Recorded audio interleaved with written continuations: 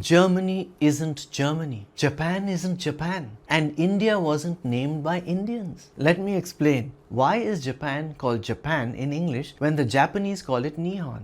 Why is Germany not Germany to the Germans? Country names aren't random. They're shaped by history, geography, accidents, and often by other people. Many countries are named after the people or tribes who lived there. France comes from the Franks, England from the Angles, Russia from Rus or Rus, a name linked to early Scandinavian rulers. Rus is thought to have originally meant the rowing people, that is seafarers. Some countries are named for what early explorers saw or believed. Iceland is linked in tradition to Norse settlers encountering heavy ice during a harsh winter. Greenland, according to later sagas, was given a pleasant sounding name to encourage settlement. Given that green pasture land was very limited in that icy country, it was a great exercise in branding and marketing. Chile is debated, but one theory traces it to an indigenous word sometimes glossed as where the land ends.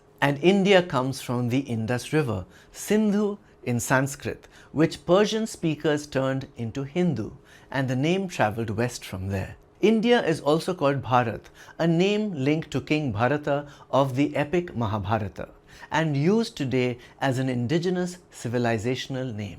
Pakistan was coined in 1933 as Pakistan, or portmanteau of regional names, later given an I for pronunciation and consciously framed to mean land of the pure in Persian and Urdu. Some names are quite literal. Australia comes from Latin australis, southern, from the old idea of a great southern land. And East Timor literally means east-east. Timor already means east, and then east is added again. Many countries are named by outsiders. Germany is Deutschland to Germans, meaning land of the people. Allemagne to the French, after the Alemanni tribe, and Germany in English comes from Germania, the Roman name. 3 names, 3 viewpoints. And Japan?